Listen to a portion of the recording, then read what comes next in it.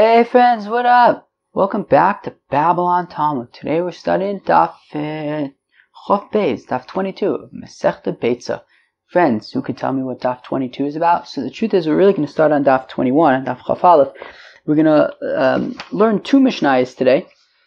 One of them talks about three things that Rabbi Gamliel was machmir like Beis Shammai, and the other Mishnah talks about three things where Rabbi Gamliel was lenient. So very, very interesting. Let us begin. We're on Daf Chof Aleph Amud Beis. We have a little bit to do on Daf Chof Aleph Amud Beis. I just thought that since there was a Mishnah there, we would stop there. So since nobody else suggested yesterday that we should go on, so I just stopped. 1 second. I think my mom's calling me.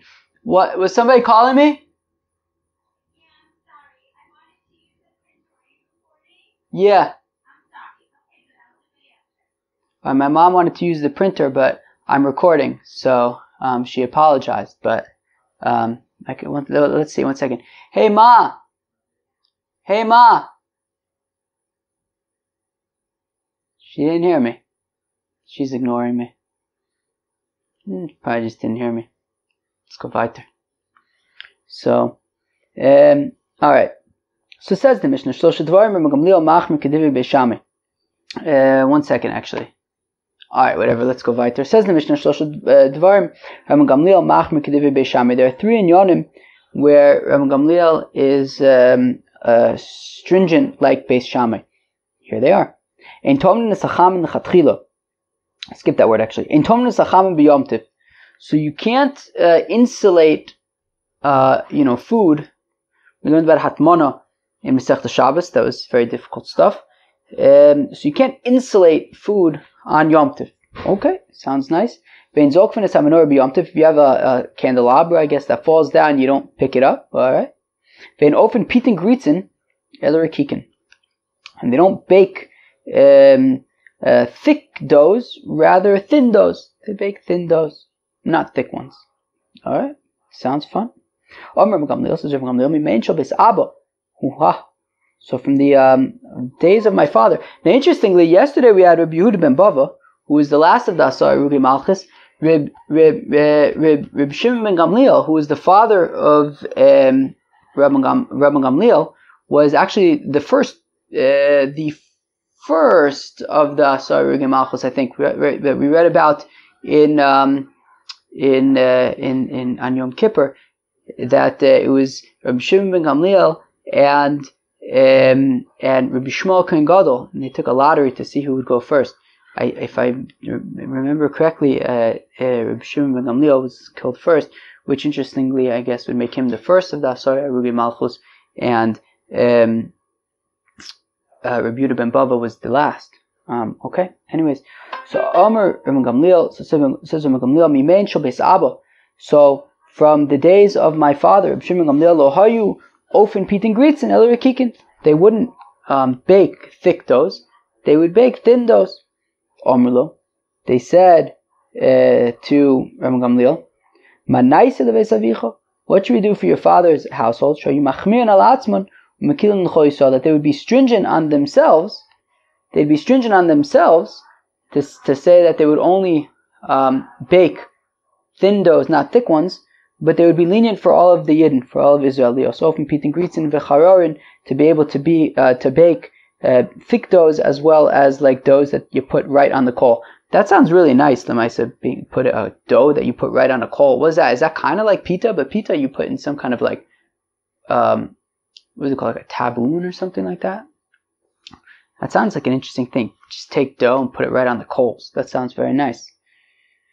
Hey chidami.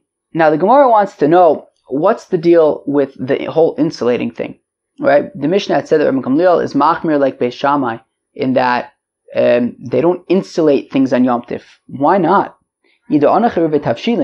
If you, right, so assuming that, let's say it's a Friday and you're insulating, what are you insulating? Cholent, things like that. So you're basically insulating on Friday. Why? Because you want it on Shabbos.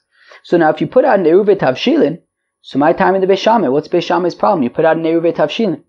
Vidlo an Eruv Tavshilin, my time in the Beis Hillel. And if you didn't put out an Eruv Tavshilin, so why does Beis Hillel argue and say it's allowed? So Amar Rav Huna says, Rav Huna the Olam Eimalach really I'll say to you, Shelo iniach eruvei tavshilin, that he didn't put out an eruvei tavshilin. Okay, so if that's the case, then why does Beis Hillel say that you're allowed to do hatmana if you didn't put out an eruvei tavshilin? So my time at the okay, so uchdei chayev sharu le'rabbanon, but the rabbis permitted enough to live on. So Kili, you'd be able to insulate enough to live on. And Rav Huna the time, Rav Huna is, according to his reasoning, the Amar Rav Huna, Mishal eniach eruvei tavshilin, if a fellow didn't put out an eruvei tavshilin, ofen lo pas achas, you can bake for him one piece of bread, and the Gos Abach says, v'tomnin lo kedera achas, and you can insulate for him one pot, madlikin bo lo esaner, you can light a candle for him, mishum Rav Yitzchak amru, they said in the name of Rav Yitzchak, aftzon lo dag kain, you can even roast for him a small fish. So so we're saying that according to Beis Hillel, you would at least be able to do something small for this fellow who didn't put out an eruvei tavshilin, like to insulate just one pot's worth of food.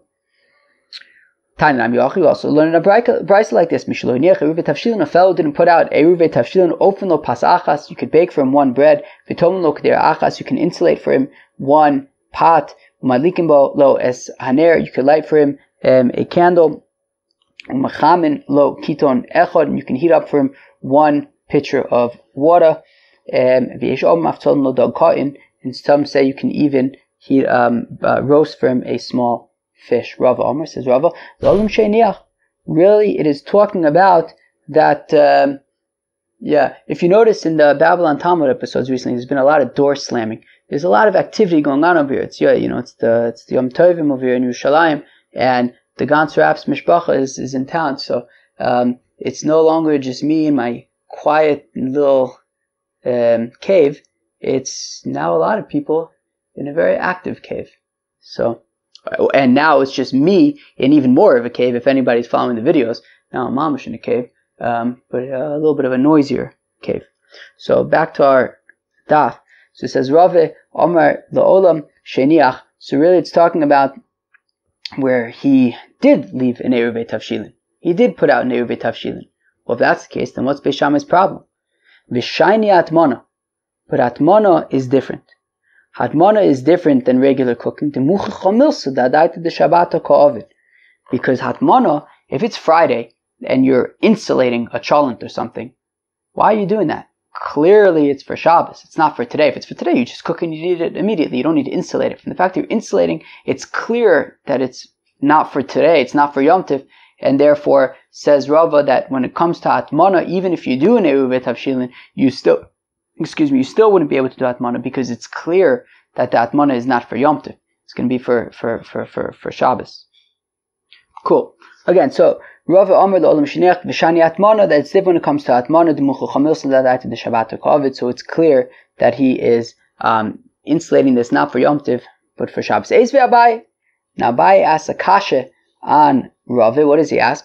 Chananya Omer. Says Chananya. Beis Shammai Omer, that according to Beis Shammai, in ofen ela imkein erev v'pas, that according to Beis Shammai, if you want to bake on Yomtiv for Shabbos, well then you have to bake for your eruvei tavshilin. You have to include bread in your eruvei tavshilin. Ve'ein mevashlin ela imkein erev v'tavshilin. If you want to cook from Yomtiv for Shabbos, then you better include in your eruvei tavshilin a cooked dish. Ve'ein tomnin and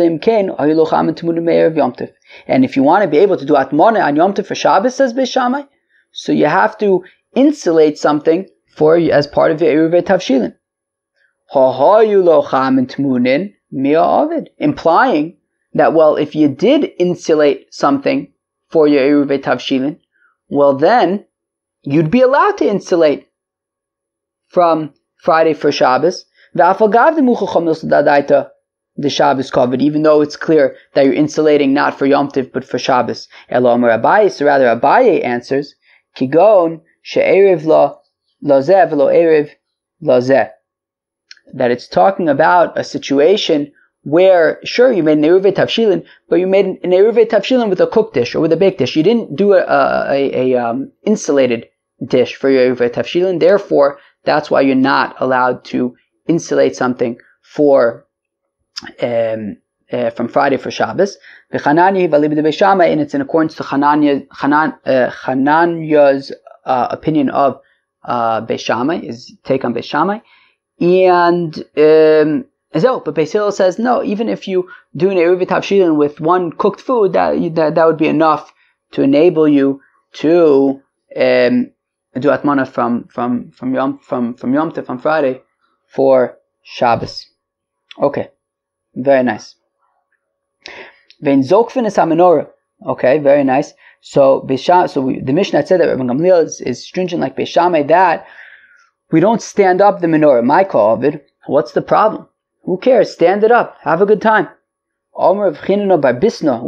Says of Chinino bar Bisna. My friend Yosef Goodman, my chaver Yosef Goodman, bar Bisna, he made a whole shtickle Torah on bar Bisna when we were learning Masechta Ksubis.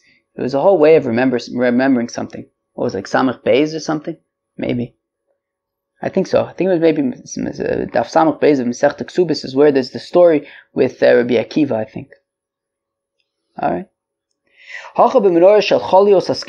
Here we're talking about a candelabra that was made up of different pieces that you build together. The mechze kebone, that when you have to put it back together, it's like you're constructing. The Beis Shammai saber yesh binyan bekelim. That Beis Shammai says that when it comes to vessels, you have to be worried, you have to be concerned about binyan, even when it comes to just putting together a few different vessels. Beis Hillel sabre, whereas Beis Hillel holds ein binyan bekelim. There's no binyan, there's no building when it comes to vessels. Vein stir bekelim, there's no breaking things apart when it comes to vessels. So therefore, Beis Shammai says that when this candelabra falls down, you're not allowed to pick it back up, because that means you're going to be reconstructing it. And yesh binyan bekelim, yesh stir bekelim. So you have to be concerned that you're not allowed to, use these pieces and reconstruct them. That would be binyan, which is a av malacha, I think. And if but Beis Hillel says that ain't binyan bekelim. Binyan is building is when it comes to a house, when it comes to a tent, but not vessels. So therefore, that would be okay according to Beis Hillel. Ula ikla levei Rav Yehuda. So Ula was visiting Rav Yehuda. Givaldig. There we go. That was the door again. Baruch Hashem. Ula ikla levei Rav Yehuda. So Ula was visiting Rav Yehuda, which is Givaldig. It makes sense. Ula was like Ula visits Rav Nachman, Rav Yehuda. I think he was in that tkufa of like maybe even, I don't know, does he overlap with Rav, but Rav Yehuda and Rav Nachman are both students of Rav and students of Shmuel, actually. Anyway, so Ula is visiting his friend Rav Yehuda. Kam Shamoy. So Ula, I guess, had a attendant, which is very nice. Zakaf la l'shraga, and what he did was he tilted the lamp, right, like those genie lamps. So he tilted the lamp away from the wick to kind of slow down the burning. Eisvei Rav Yehuda le'Ula. So now Rav Yehuda says to Ula, hey, what's the deal with Mr. Attendant Friend? Hanosin shemen baner chayiv mishum aviv hamistapiv menu chayiv mishum chav. As we learned in Masechta Shabbos, that a fellow who adds oil to the candle, so he's chayiv for burning. A fellow who removes oil from a candle is chayiv for extinguishing. So how could it be that Ula's attendant did such a thing? So, right, that to sort of tilt the lamp away. Omarle lavadatoy. So Ula says, look, I wasn't aware that my attendant was engaging in such activities. Omar Rav, says Rav, kanba shari. Says Rav that kanba is permitted. What's kanba? Trimming a wick. All right, that as a wick burns, and then there's like all that kind of, I don't know, charcoal-y kind of stuff at the top of it, so you can like cut that away if that's your thing. Abba bar Marta me Abai. So Abba bar Marta asks Abai. He says,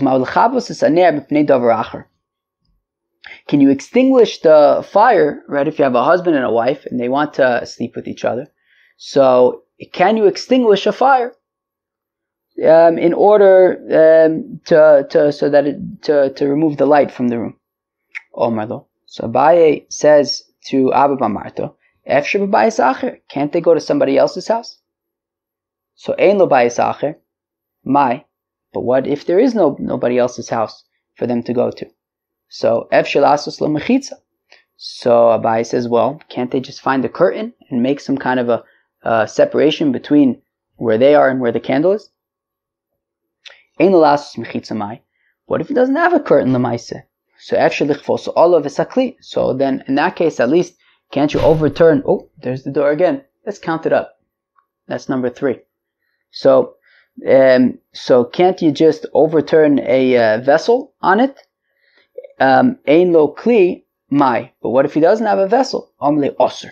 All right. In that point, osir, not allowed. All right.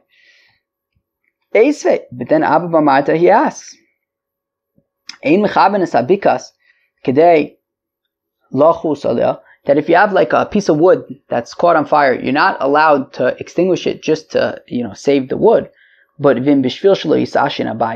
it's so that the house doesn't get all smoky on Yomtif, or Akdera, or the pot shouldn't get too smoky, mutter, it's permitted. So we see that in order to sort of salvage your Simchas Yomtif, right, so that it shouldn't be too smoky, or your food, to save the food, so it's permitted. So if this is Simchas Yomtif, shouldn't it be allowed to extinguish? So Omerle, so Abai answers, Ahi Rabbi Yehuda ki kamino ono the Rabbanon. That's Rabbi Yehuda's opinion, that you'd be allowed to extinguish this fire so that the house doesn't get too smoky. But the rabbis disagree. They say you wouldn't be allowed to, and therefore you wouldn't be allowed to extinguish the fire in order to for a husband and wife to sleep with one another. Abai asked a kasha from his Rebbe and sort of stepfather, foster father, Rabba. Are you, if there's a pashut of fire, like mamish a fire, can you, like in the house, it's like going to burn down kind of thing, can you extinguish that fire? And says Abai, look, I'm not asking about if it's life-threatening. If it's life-threatening, people could die, so then even on Shabbos you can extinguish that fire. What I'm asking about is mishum ibud mamun mai. What if it's simply a matter of your house is going to burn down? I mean, not simply, like, that's a pretty big deal. So, Amale Osir. So, Rabbi says, sorry, you're not allowed. But one second,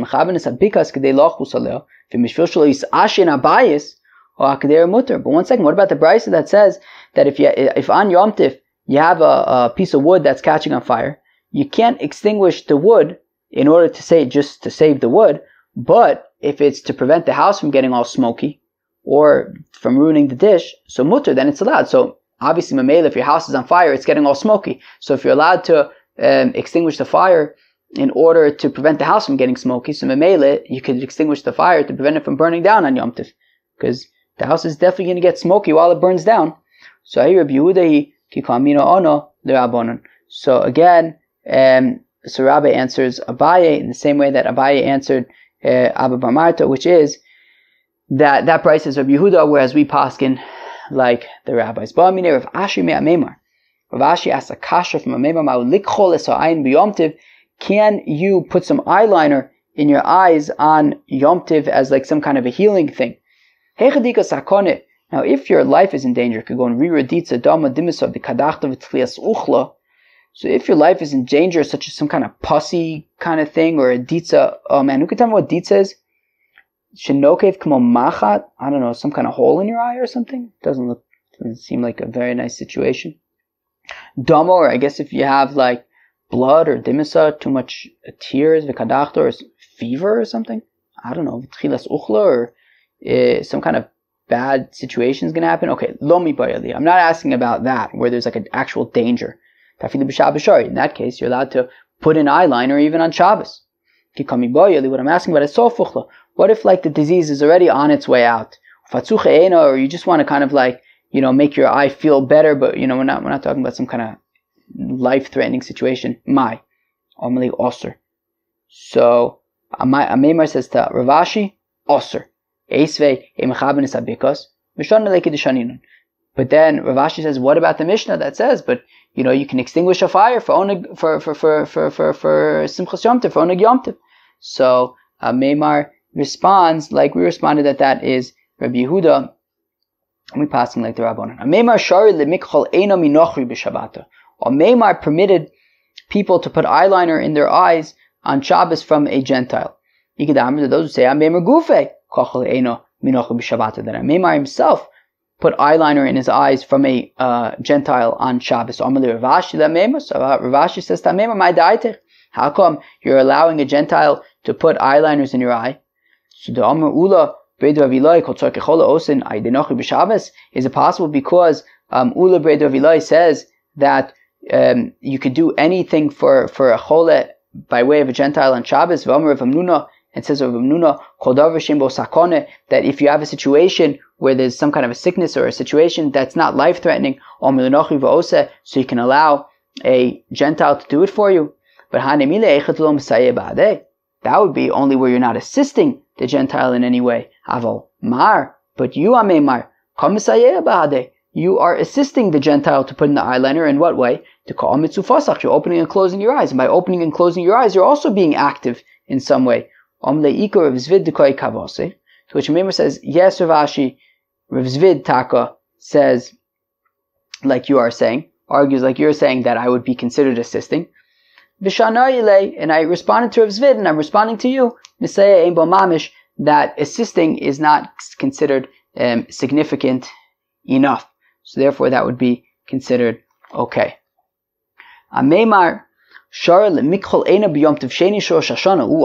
So Meimar permitted people to put eyeliner on the second day of Rosh Hashanah. Alright? We learned about the second day of Rosh Hashanah. The second day of Rosh Hashanah is not like all other Yom Tov because we have to treat it as if it was mamish 2 days of Yomtif. So this is getting interesting.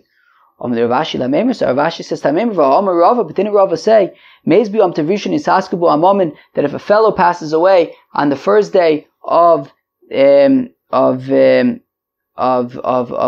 regular Yomtif, not Rosh Hashanah. So Gentiles should deal with the burial. B'Yomtiv Sheni is Askubo Yisrael. But if it's the second day of Yomtiv, so then Yidden can already deal with the burial. And that even apply by burial, it even applies to the 2 days of Yomtiv of Rosh Hashanah, which is not the case by an egg. If an egg is born on the first day of Yomtiv on Rosh Hashanah, you would not eat it on the second day of Yomtiv, and therefore here as well, you shouldn't be able to just apply eyeliner by on the second day of Rosh Hashanah. It's not like all the other second days of Yomtiv. So Amalei Onakin Ardoi Sfirli. So Meimar says, look, I paskin like Nardoi. Okay. The Amr that they say, Av Beitzah, that even when it comes to a egg, you'd be able to eat it on the second day of Rosh Hashanah. Because what's the reason why you would say that it's not allowed to eat the egg, that you're not allowed to eat the egg on the second day of Rosh Hashanah? Are you concerned that maybe there was 30 days in Elul, and therefore the second day of Rosh Hashanah is actually really Rosh Hashanah? But after all, says the Meimar, didn't Rav Chinino Bar Kahana say that from the time of Ezra and onward, we have never found an Elul with 30 days in it? And therefore, Memele, we can assume that the second day of Rosh Hashanah is technically speaking not actually Rosh Hashanah, and therefore you're allowed to put in eyeliner if that is your thing. Now, our Mishnah had said, from Pitin Gritzen, Elrikikin, that we don't make thick doughs, but we can make thin doughs. Sounds very nice. Tana Rabbanan, the rabbis taught Beishamai Omrim.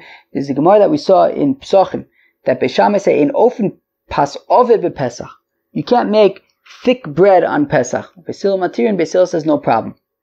Okay, so how thick is this thick bread? Obviously, we're not talking about leavened bread. We're talking about unleavened bread. It's Pesach.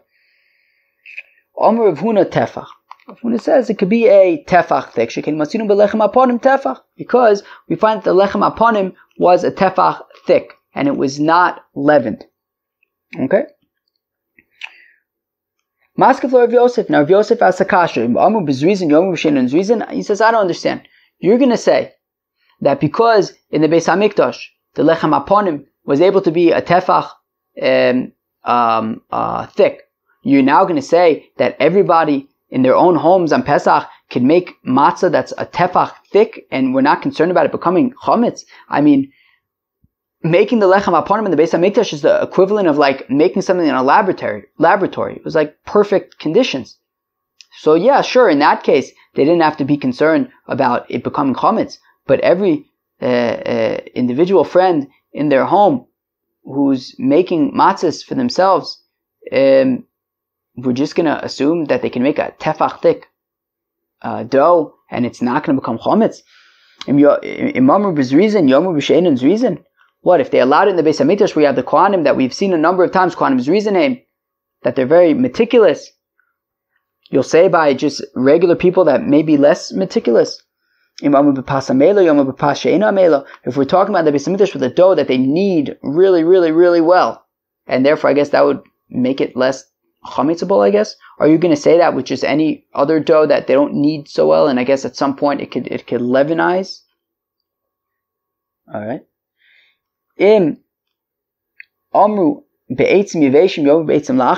What if they said in the Beis Hamikdash where they specifically use dry wood? Are you going to say the same thing for everybody, in their own home where they might be using moist wood, which doesn't get as hot? In the Beis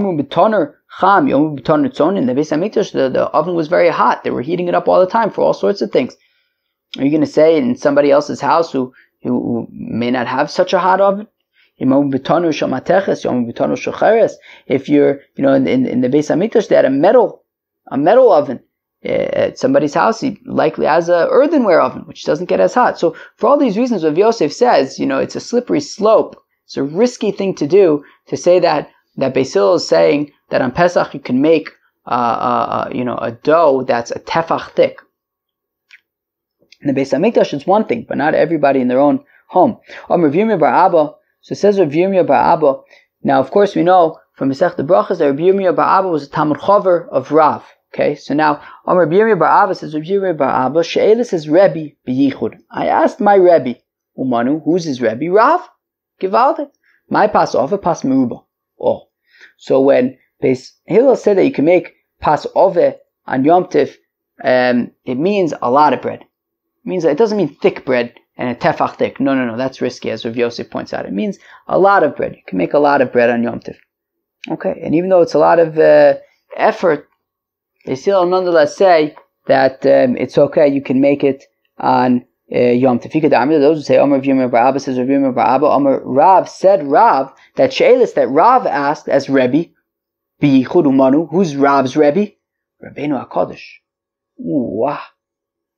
My pas of it. Who's Rabbeinu HaKadosh? Rebbe. Wow, kivaldik. So Rav Yirmiyah bar Abba says that Rav asked his own Rebbe, Rabbi Yehuda Anasi. Wow.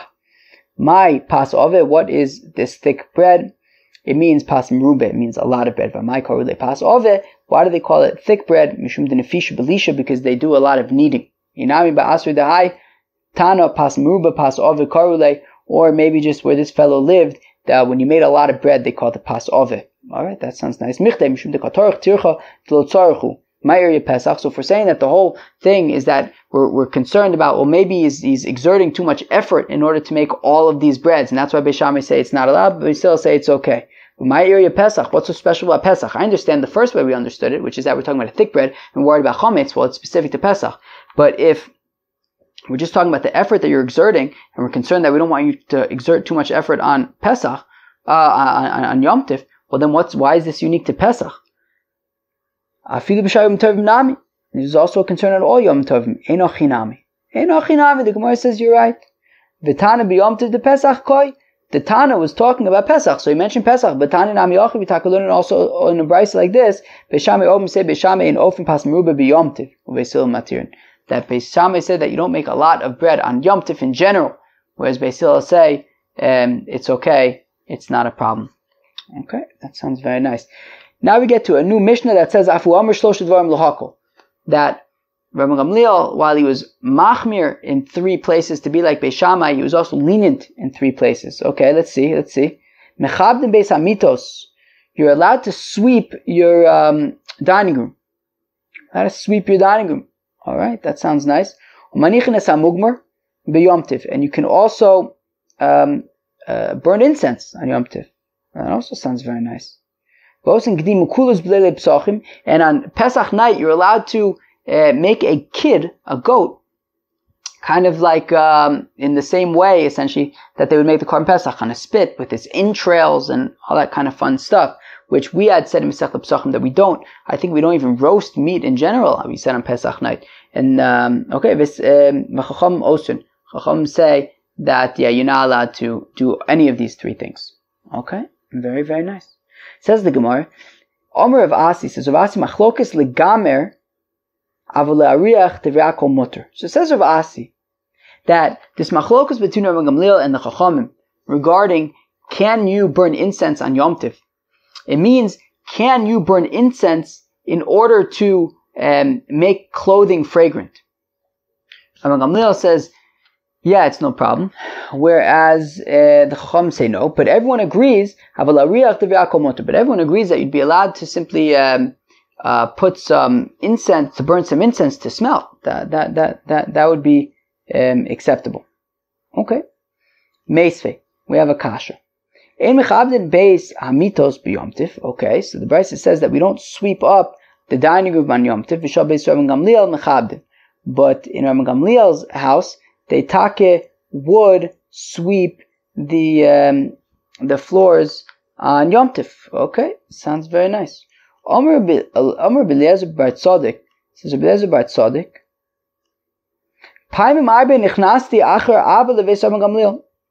says many times I went after my father Reb Tzaddik to Rabban Gamliel's house. They would not sweep the dining room on Yomtif. Rather, they would sweep the dining room from Erev Yomtif, and they would then lay out like sheets on top of the floor. Now, I don't know if we're talking about a dirt floor or just a regular floor, that maybe we don't sweep regular floor because of dirt floor. I don't know what is going on, because it's a little surprising to me to think that in Rabban Gamliel's house they would have a dirt floor, but maybe. Anyways, so then they would sweep the floor before Yomtif, and then they would cover the floor with a sheet. And then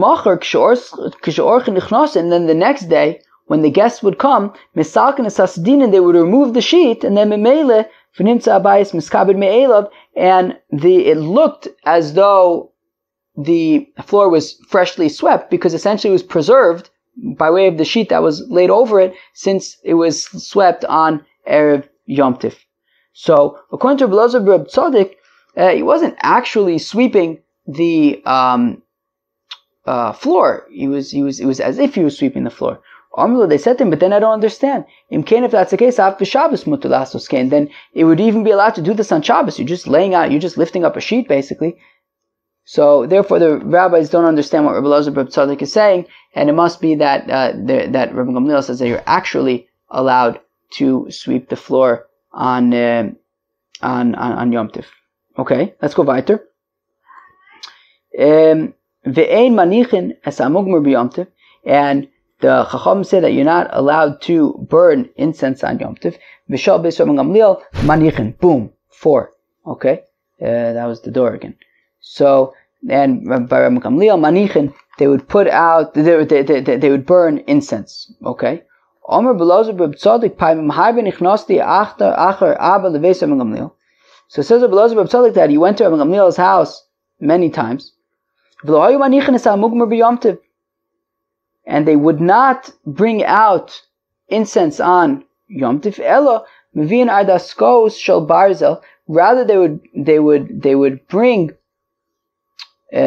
these censers. I think these are called censers, like incense censers. Also Erev Yomtiv, and they would burn the incense from Erev Yomtiv, Erev Yomtiv, and then they would plug up the holes of the censer from Erev Yomtiv, and then then when the guests would come the next day, they would open up the holes from the censer, and all the incense that was prepared from the day before would then exit the holes, and the incense would spread throughout the house, and it was givaldik. Amrlo, the Chacham said to him, if that's the case, then that would even be allowed on Shabbos, because what are you doing? You're burning incense before Shabbos, you're plugging up the holes, you're unplugging them and letting the incense come out. What's the problem? So from the fact that the Chacham, that Rabban Gamliel is saying that on Yom Tov you're allowed to do this, it must be that actually he's really burning the incense for the people to smell. Now, what's the shaila? Okay, that was a long brayso. So what's the question from this long brayso? So the question comes at the end. What we just said, which is basically the Chacham are saying that the machlokas between the Tanakama and Rabban Gamliel is actually about, can you burn incense on Yom Tov for people to smell, to make the house smell good? And so, whereas Rav Asi says that the machlokas between Rabban Gamliel and the Chacham is about, can you burn incense to make clothing smell good, but everyone would agree that you'd be allowed to burn incense just to make the house, to spread throughout the house. But based on this Beitzah that we just quoted, it seems like the machlokas is davka about Rebbe Gamliel would say that you'd be allowed to actually burn incense on Yomtif to spread throughout the house, and the Chachamim would say that you're not. So it seems that the machlokas is about that. So Ela Yitmar Hachi Yitmar, rather you have to say it like this. Omer Rav Asi says Rav Asi machlokas la'ariach, that the machlokas is about, can you burn incense to smell, to smell geshmak. Avol legamer also, but everyone agrees that to burn incense to make your clothing smell fragrant would certainly not be allowed, as we're going to learn on tomorrow's daf. Friends, that was daf Chav Beis of Masechta Beitzah. Friends, who could tell me what we learned about Chav Beis? We learned two Mishnayos l'maaseh. We learned the first Mishnah, 3 instances where Rabbi Gamliel is machmir, like Beis Shammai. The first one being to insulate 5. Okay, that was the 5th time the door was slammed. So